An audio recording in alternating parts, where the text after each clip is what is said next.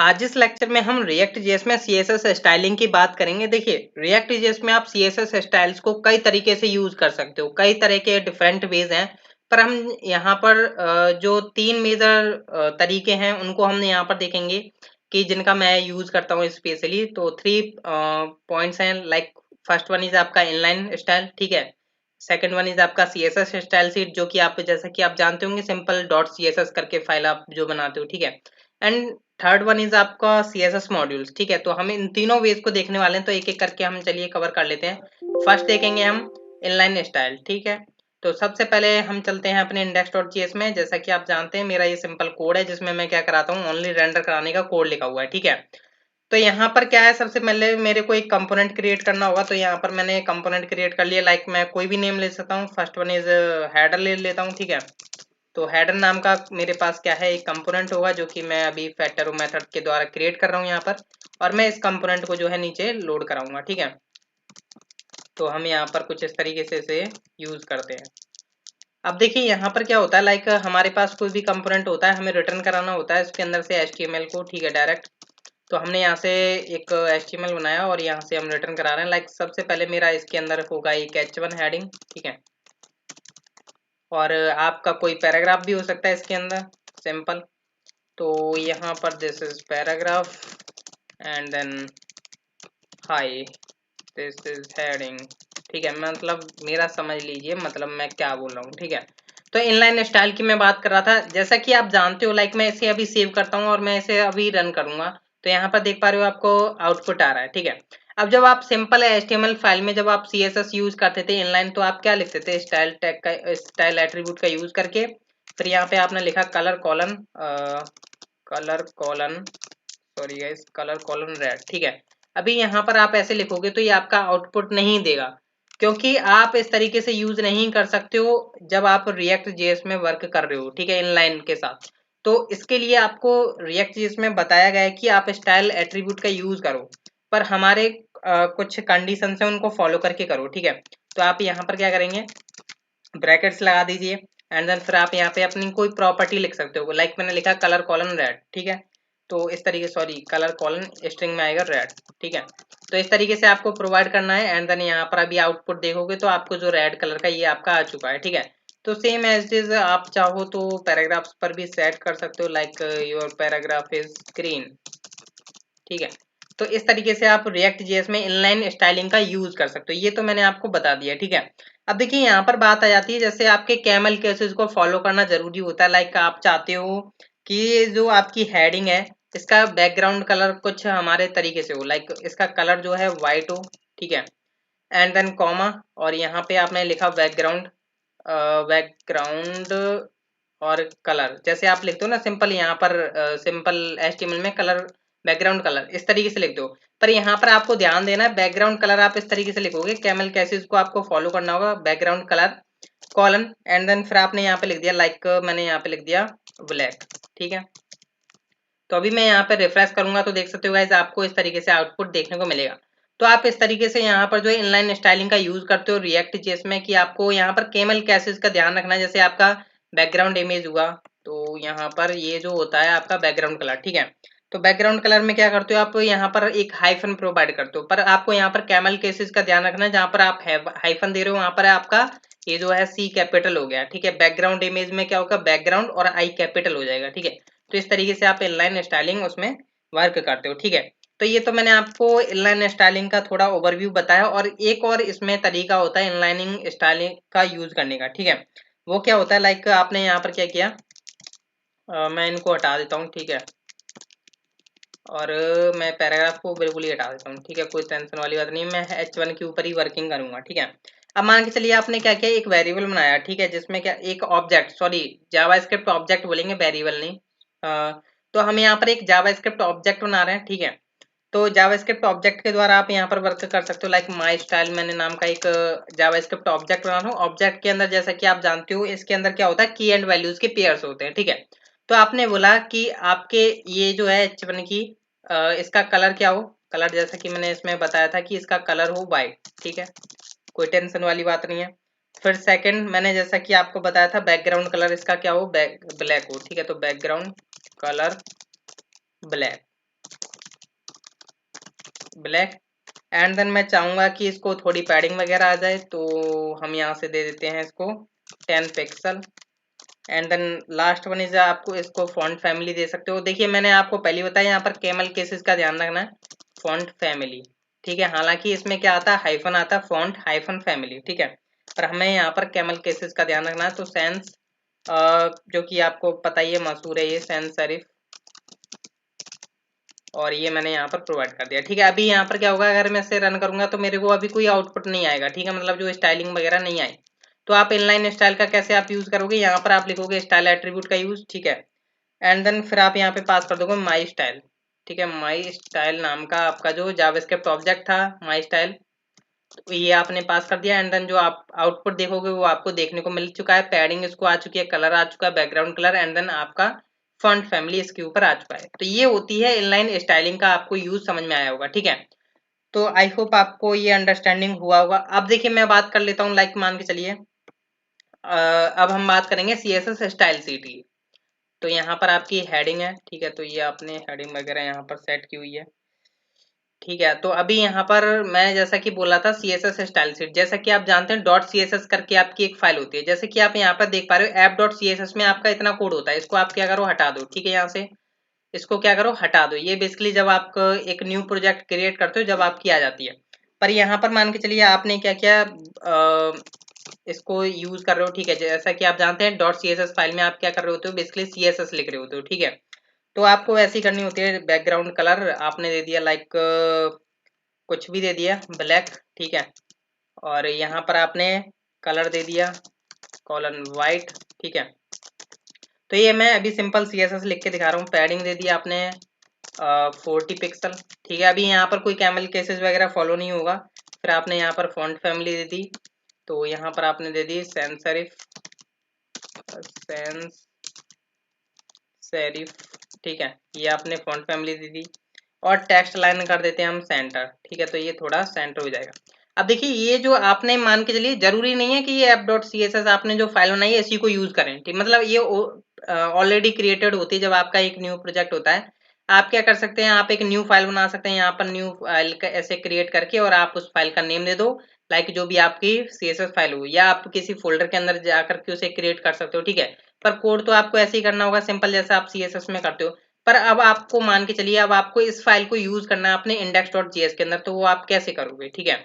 तो आप कैसे करोगे वो भी मैं आपको बता देता हूँ। आपने यहाँ पर क्या किया, सबसे टॉप पर आए, यहाँ पर आप इंपोर्ट करोगे, इंपोर्ट, और यहाँ पर लिखोगे सबसे पहले तो आप इस मॉड्यूल से बाहर जाओगे, डॉट करके स्लैश करके बाहर गए आप। अब यहाँ पे देख पा रहे होंगे कि आपको यहाँ पर कोई फाइल नहीं मिल रही CSS नाम की, ठीक है। यहाँ पर सारी की सारी JS फाइल है, तो आपको यहाँ पर क्या करना होगा, app.css लिखना होगा, ठीक है। तो ये क्या करेगा, उसे इंक्लूड कर देगा। ये जरूरी है कि आप .css यहाँ पर दें, तभी आपको यहाँ पर मिलेगी। फिर आपने यहाँ पर क्या किया, आपका जो भी कोई हेडिंग है वो आपने यहाँ पर प्रिंट करा दी, जो भी आपकी हेडिंग है, ठीक है। अभी मैं यहाँ पर रन करता हूँ तो देख सकते हो गाइस आपका जो है रन हो पा रहा है, ठीक है। बैकग्राउंड कलर ब्लैक है, जो कि आपने यहाँ पर दिया हुआ है, कलर व्हाइट है, पैडिंग समथिंग है, फॉन्ट फैमिली आपका आ रहा है, टेक्स्ट अलाइन सेंटर आ रहा है, ठीक है। तो इस तरीके से आप यहाँ पर CSS स्टाइल सीट का यूज कर सकते हो। तो आई होप आपको समझ में आया होगा, दो ways, inline and CSS style sheet, जो कि आपको अंडरस्टैंडिंग हुआ होगा, ठीक है। अभी आपका मान के चलिए ये जो app.css है वो किसी फोल्डर में लगी होती, या आपके कोई अलग फाइल नेम होता, तो आप क्या करते, डॉट स्लैश करके आप सबसे पहले उस फोल्डर के अंदर जाते। लाइक मान के चलिए मेरा, मान के चलिए एक्स्ट्रा नाम का फोल्डर था, ठीक है। तो आप एक्स्ट्रा नाम के फोल्डर के अंदर गए, फिर आपकी फाइल का नेम, ठीक है। तो इस तरीके से आप यूज कर सकते हो। तो आई होप आपको ये CSS स्टाइल सीट का मतलब समझ में आया, ठीक है। अब देखिए मैं बात करूंगा CSS मॉड्यूल्स के बारे में, ठीक है। तो CSS मॉड्यूल्स के बारे में बात करेंगे, तो हम थोड़ा कोड को यहाँ से रिमूव कर लेते हैं। हम सिंपली इसको index.js को एम्प्टी कर लेते हैं, ठीक है। और app.css को कर देते हैं क्लोज, क्योंकि अब हम यहाँ पर यूज करने वाले हैं CSS मॉड्यूल, ठीक है। तो CSS मॉड्यूल आप कैसे क्रिएट करते हो, देखिए ये एक बेस्ट वे होता है बेसिकली काम करने का, ठीक है। तो यहाँ पर आपको करना क्या होता है, सबसे पहले आप जब भी फाइल बनाओगे तो आपको करना क्या है, लाइक मैं यहाँ पर एक फोल्डर के अंदर भी रख सकता हूँ, मैं यहाँ पर डायरेक्ट क्रिएट कर लेता हूँ, ठीक है। आप अपने फोल्डर के अंदर पाथ डायरेक्ट डाल सकते हो, ठीक है। कोई टेंशन वाली बात नहीं होगी। अगर कोई टेंशन होती है, प्रॉब्लम होती है, तो कमेंट जरूर करिएगा, मैं आपकी प्रॉब्लम का सॉल्यूशन दूंगा, ठीक है। फिर आपने लिखा लाइक माई स्टाइल, ठीक है, मतलब नेम ध्यान रखिएगा, नेम इस तरीके से दीजिए मतलब आप इस तरीके का जो नेम है, जरूरी नहीं मैं माई हाइफन स्टाइल लिख रहा हूँ, आप भी ऐसे लिखें, ठीक है। आप अपना कुछ भी नेम रख लीजिए, ठीक है, मैंने इस तरीके से दिया हुआ। पर जो आगे ध्यान रखना है कि आपको क्या एक्सटेंशन देना है। सबसे पहले आपको देना है मॉड्यूल, ठीक है, module dot C S S. अब ये क्या है कि मॉड्यूल बन चुका है आपकी सी एस एस का। तो अब आप लाइक इसमें मान के चलिए आप आपका एक कंपोनेंट है, आपका एक कंपोनेंट है, लाइक मैंने यहाँ पर एक न्यू फाइल क्रिएट की, लाइक पर्सन नाम का एक कंपोनेंट है, ठीक है। मतलब पर्सन डॉट जेएस नाम की एक मैंने फाइल बना ली है, जिसमें क्या होगा, मेरा कुछ कोड है, ठीक है, लाइक समथिंग। मैं यहाँ पर क्या करता हूँ, सबसे पहले तो मैं कंपोनेंट क्रिएट कर लेता हूँ पर्सन नाम का, ठीक है। और पर्सन इस तरीके से थोड़ी क्रिएट करते हैं, इसलिए हम इस तरीके से क्रिएट करेंगे, फैक्टर मेथड लगाएंगे, ठीक है। ये आपका कंपोनेंट हम क्रिएट करा रहे हैं, लाइक रिटर्न कर रहा हूँ मैं यहाँ से h1, ठीक है, h1 रिटर्न करना हूँ। और मैं यहाँ पे लिख देता हूँ माई फर्स्ट पर्सन, ठीक है। अब आप चाहते हो कि इस पर्सन डॉट जेएस के कंपोनेंट के ऊपर ही आपकी क्या हो, सी एस एस लगे, ठीक है। मतलब आप ये नहीं चाहते कि पूरे कंपोनेंट्स पर लगे, तो आप इस कंपोनेंट के ऊपर चाहते हो, तो आपको ऑब्वियसली बात है कि आपको यहाँ पर अपना मॉड्यूल इंपोर्ट करना होगा, ठीक है। तो इंपोर्ट करेंगे हम यहाँ पर, मैंने लाइक लिखा स्टाइल्स, ठीक है, from from sorry from and then फिर आपने यहाँ पे लिखा, आप सबसे पहले यहाँ से बाहर गए, ठीक है। फिर आपका आता है माई स्टाइल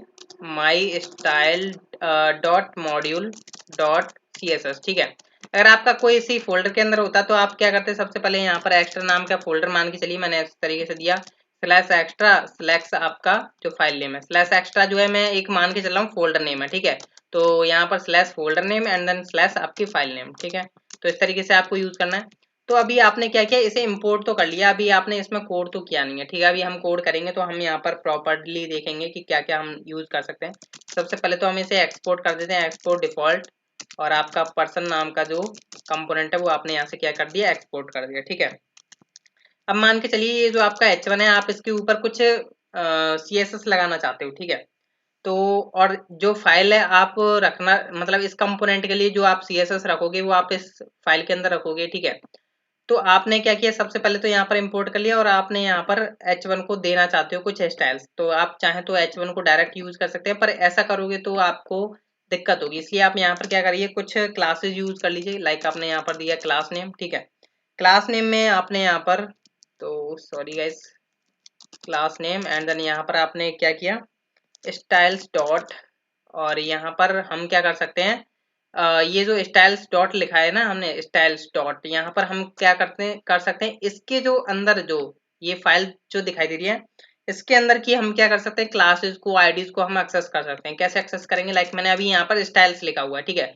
कोई टेंशन वाली बात नहीं है, क्योंकि मैंने यहाँ पर इंपोर्ट किया हुआ है स्टाइल्स नाम के वेरिएबल में, ठीक है। और मैंने यहाँ पर स्टाइल्स को यूज किया हुआ। अब मैं यहाँ पर क्या करता हूँ, इस फाइल के अंदर मैंने लिख लिया लाइक डॉट बिग ब्लू करके नाम की एक क्लास, ठीक है। फिर मैंने यहाँ पर क्या किया, इसका कलर दे दिया समथिंग वाइट, ठीक है। और इसको पैडिंग दे देते हैं हम, पैडिंग लाइक मैंने दे दी 40 पिक्सल। तो मॉड्यूल का थोड़ा वर्क अलग है, तो वो ध्यान से देखना आपको, ठीक है। फॉन्ट फैमिली आपकी हो गई लाइक सैंस सेरिफ ही देता हूँ, सैंस सेरिफ, ठीक है। एंड देन आपने बोला टेक्स्ट लाइन हो आपका सेंटर, ठीक है। और थोड़ा हम बैकग्राउंड कलर देखना चाहते हैं तो बैकग्राउंड कलर भी दे सकते हैं। बैकग्राउंड कलर दे दिया मैंने ब्लैक, क्योंकि मैं जब इसका कलर ही वाइट कर दूंगा तो बैकग्राउंड कलर तो मेरे को ब्लैक देना होगा, या आप कोई सा भी दे सकते हो, ठीक है। वरना मेरा टेक्स्ट दिखाई नहीं देगा व्हाइट कलर का। तो मैंने इस तरीके से किया। अब मैं यहाँ पर क्या करूंगा, स्टाइल्स डॉट करके, स्टाइल्स, सॉरी गाइस यहाँ पर कर्सर आया, स्टाइल्स डॉट। अब यहाँ पर क्या कर सकता हूँ मैं, इस डॉट बिग ब्लू जो नाम का आपको यहाँ पर क्लास दिख रही है, मतलब क्लास को हमने एज अ यूज करके यहाँ पर क्या किया है, यूज किया हुआ है इस CSS मॉड्यूल के अंदर। तो हम यहाँ पर क्या करेंगे, स्टाइल्स डॉट, और आप यहाँ पर पास कर दोगे डॉट बिग ब्लू, ठीक है। तो इस तरीके से करने से क्या होगा, आप क्या कर सकते हो, इस स्टाइल के, मतलब इस स्टाइल के अंदर आपने कोई भी क्लासेस लिख दी, मतलब आईडीज भी आपने बता दी, तो आप क्या कर सकते हो, डायरेक्टली उन्हें यहाँ पर एक्सेस कर सकते हो। पर ये ध्यान रखिएगा, क्लास नेम आप यूज कर रहे हो यहाँ पर, ठीक है। क्लास के लिए आप क्लास नेम यूज कर रहे हो यहाँ पर, ध्यान से वर्क कीजिएगा, ठीक है। तो इतना काम करने के बाद अब मेरा वर्क जो है कि मेरे को इस पर्सन कंपोनेंट को लोड कराना है, ठीक है, मतलब अपने फ्रंट एंड पर। तो मैं क्या करता हूँ, यहाँ पर आता हूँ और मैं यहाँ पर बोलता हूँ मेरे को इंपोर्ट करो। सबसे पहले तो इंपोर्ट पर्सन, पर्सन हमारा कहाँ रखा हुआ है, मेरा बेसिकली सजेशन आ चुकी थी तो डॉट स्लैश पर्सन आ चुका है। ठीक है, तो अब मैं क्या करता हूँ, इस कंपोनेंट को यहाँ से लोड करा देता हूँ, पर्सन।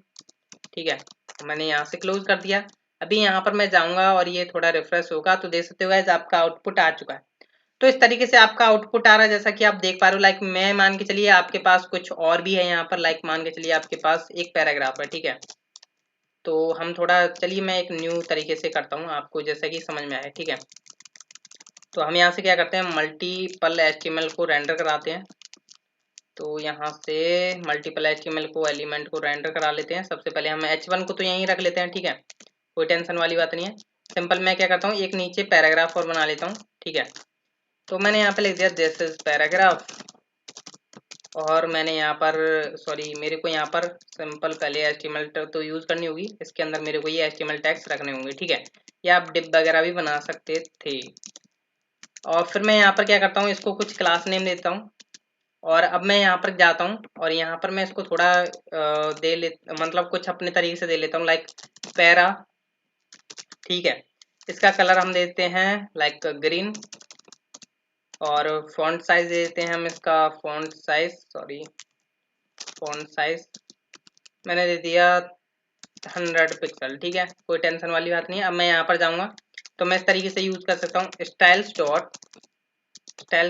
अब मेरे पास क्या था, बिग ब्लू तो है इसके पास, मैं नाम भूल गया, पैरा। ठीक है, तो मैं यहाँ पर डॉट पैरा करके यूज कर सकता हूँ। अभी मैं यहाँ पर रिफ्रेश करूंगा तो देख सकते हो गाइस, मतलब यहाँ पर इतना आ चुका है। मतलब तो इस तरीके से आपको मॉड्यूल का काफी यूज होता है कि मतलब आप पर्टिकुलर एलिमेंट्स के लिए आप इस तरीके से यूज कर पा रहे हो। आप जरूरी नहीं है कि आप इसके लिए यही यूज कर पा रहे हो, मतलब इस स्टाइल को आप किसी भी एलिमेंट के ऊपर डायरेक्टली एक्सेस कर सकते हो। ठीक है, तो ये था बेसिकली 3 वेज की इनलाइन कैसे आपको यूज करनी है, CSS स्टाइल शीट आपको कैसे यूज करनी है। मॉड्यूल थोड़ा डिफरेंट है और डिफरेंट तरीके से काम भी करता है। ठीक है, तो आप इस तरीके से यहाँ पर यूज कर सकते हो मॉड्यूल्स वगैरह का। तो आई होप आपको लेक्चर पसंद आएगा। मिलते हैं हम नेक्स्ट लेक्चर में। So thank you.